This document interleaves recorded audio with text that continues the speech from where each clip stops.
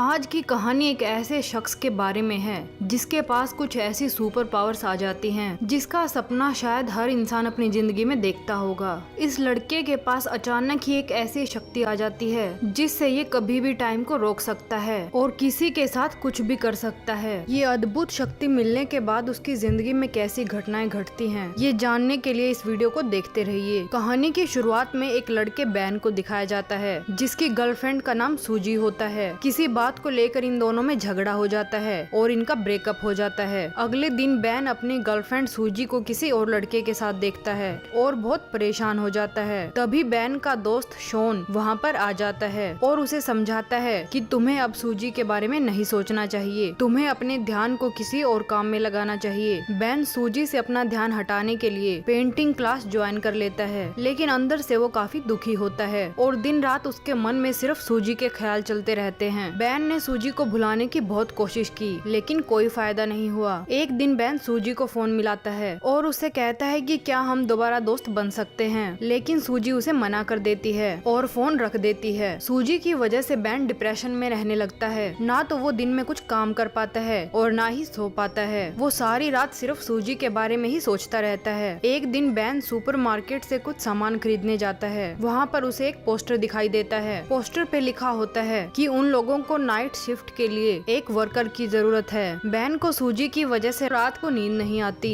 इसीलिए वो रात के 8 घंटे बिताने के लिए वहाँ पर जॉब कर लेता है। बैन सूजी से अपना ध्यान हटाने के लिए स्टोर में सारा दिन बिजी रहने की कोशिश करता है। स्टोर में बैन के साथ एक लड़की भी काम करती है जिसका नाम शेरन है। शेरन के साथ स्टोर के मैनेजर का बिहेवियर बैन को थोड़ा अजीब लगता है। इसके अलावा स्टोर में मैट और बैरी भी काम करते हैं। ये दोनों काम के टाइम पर हमेशा मस्ती करते रहते हैं और कभी कभी स्टोर में रेस भी लगाते हैं। स्टोर में जॉब करने के बावजूद भी बैन काफी डिप्रेशन में रहता था और हमेशा सूजी के ख्यालों में ही खोया रहता था। एक दिन बैन ने अपनी बोरियत दूर करने के लिए मन ही मन में सोचा कि काश वो समय को रोक पाता तो कितना अच्छा होता, लेकिन उसे हैरानी तो तब होती है जब उसके ऐसा सोचते ही टाइम सच में रुक जाता है। स्टोर में जितने भी लोग होते हैं सब के सब उसी जगह पर फ्रीज हो जाते हैं। कोई भी अपनी जगह से हिल नहीं सकता था और बैन जो चाहे वो कर सकता था। अपनी इस शक्ति का पता चलने के बाद बैन अक्सर समय को रोकने लगा। समय के रुकते ही वो फ्रीज हुए लोगों के बीच घूमता और कभी कभी फ्रीज हुई लड़कियों की पेंटिंग भी बनाता। अब ये बैन की आदत बन गई थी कि वो टाइम को फ्रीज करके कभी कभी लोगों को दूसरी जगह पहुंचा देता और कभी उनके कपड़े ठीक करता। इस तरह वो अपनी शक्तियों का इस्तेमाल करके अपना समय बिताने की कोशिश करता था। अगले दिन हम देखते हैं बैन का दोस्त शॉन उससे मिलने उसके घर आता है। शॉन को पता था कि बैन हमेशा सूजी के बारे में सोचता रहता है और हमेशा डिप्रेशन में रहता है, इसलिए वो बैन से कहता है कि तुम्हें सूजी को भूल जाना चाहिए। बैन उसकी ये बात सुन सुनकर थक चुका था, इसलिए वो टाइम को वहीं रोक देता है। एक दिन शॉन बैन को डिस्को में लेकर जाता है ताकि उसकी कोई नई दोस्त बन सके और वो सूजी को भुला सके, लेकिन उसका ये आइडिया फेल हो जाता है। आगे हम देखते हैं कि कुछ दिनों के बाद बैन और शेरन एक दूसरे को नोटिस करने लगते हैं। एक दिन जब शेरन को भूख लगी थी तो बैन अपने लॉकर से सैंडविच निकालता है और शेरन को अपने हाथ से खिलाता है। बैन को ये एहसास होने लगता है कि अब वो धीरे धीरे सूजी को भूलकर शेरन को पसंद करने लगा है। अगले दिन हम देखते हैं बैन और उसके दोस्त अपने बॉस के साथ मिलकर फुटबॉल खेलने के लिए जाते हैं, लेकिन बहुत कोशिश करने के बाद भी जब ये जीत नहीं पाते और मैट जैसे ही फुटबॉल को किक मारता है तो फुटबॉल उछलकर बॉस के चेहरे पर जा लगती है। मैच में हारने की वजह से बैन काफी परेशान हो चुका था, इसीलिए वो टाइम को वहीं रोक देता है और कोल्ड ड्रिंक लेने के लिए कैंटीन में जाता है। तभी वो देखता है कि वहाँ पर कोई और भी मौजूद था जो टाइम के रुके होने के बाद भी हिल सकता था, और इससे पहले बैन उसका चेहरा देख पाता वो शख्स वहाँ से भाग जाता है। तब बैन को पता चलता है कि उसके अलावा भी कुछ ऐसे लोग हैं जो टाइम के रुके होने के बावजूद इधर उधर घूम सकते हैं। थोड़ी देर बाद बैन जब मैच खेलने के लिए वापस आता है, जैसे ही वो समय को फिर से शुरू करता है तो देखता है कि उसके बॉस के चेहरे पर फुटबॉल लगने की वजह से काफी खून निकल रहा है। इधर मैट अपने बॉस को लेकर हॉस्पिटल जाता है और उधर बैन शेरन को कॉफी पिलाने एक रेस्टोरेंट में लेकर जाता है। शाम होने पर बैन शेरन को उसके घर छोड़ने जाता है। अगले दिन बैन का बॉस अनाउंसमेंट करता है कि कुछ दिन बाद उसका बर्थडे है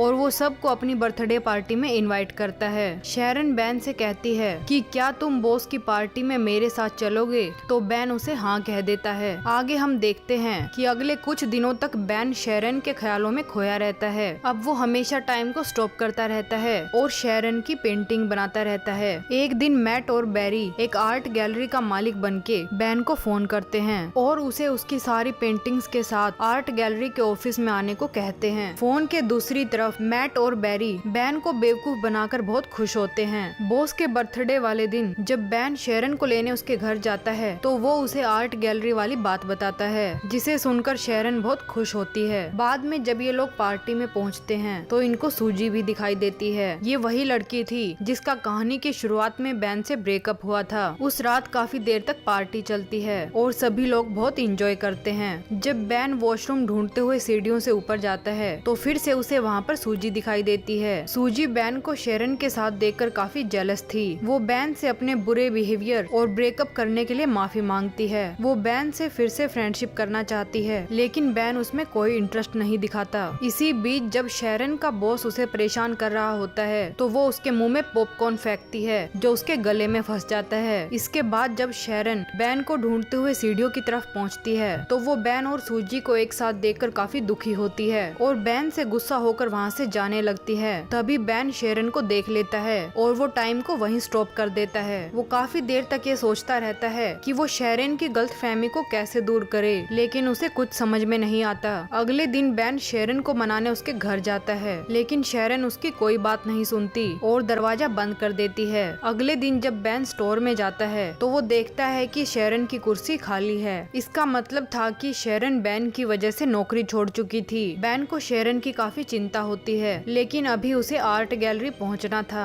क्योंकि मैट और बैरी ने बैन को प्रैंक कॉल किया था, जिससे बैन को ये लगा था कि आर्ट गैलरी के मालिक ने उसको सच में बुलाया है। और जब बैन आर्ट गैलरी पहुंचता है तो वहाँ का मालिक कहता है कि मैंने तुम्हें कॉल नहीं किया, लेकिन अब तुम यहाँ आ ही गए हो तो अपनी पेंटिंग मुझे दिखा सकते हो। आर्ट गैलरी के मालिक को बैन की सारी पेंटिंग बहुत पसंद आती हैं और वो बैन की पेंटिंग्स दुनिया को दिखाने के लिए एक बड़ा आर्ट शो ऑर्गेनाइज करते हैं। बैन काफी खुश हो जाता है और अपने आर्ट एग्जीबिशन में आने के लिए शेरन को भी इनविटेशन भेजता है। आर्ट एग्जीबिशन के दिन जब बैन शेरन को देखता है तो बहुत खुश होता है। एग्जीबिशन में बैन की बनाई गई पेंटिंग को देखकर शेरन बहुत हैरान हो जाती है क्योंकि उसे बैन की सारी पेंटिंग में अपना ही चेहरा नजर आता है। पेंटिंग्स को देखने के बाद शेरन गुस्से को भूल जाती है और वो बैन को माफ कर देती है। उन दोनों के बीच फिर से दोस्ती हो जाती है। बैन इस पल को पूरी तरह से एंजॉय करना चाहता था, इसलिए वो टाइम को वहीं पर रोक देता है। लेकिन इस बार खास बात ये थी कि अब की बार रुके हुए टाइम में शेरन भी बैन के साथ घूम सकती थी। बैन शेरन को बाहर लेकर जाता है। बाहर बर्फ जमी हुई थी।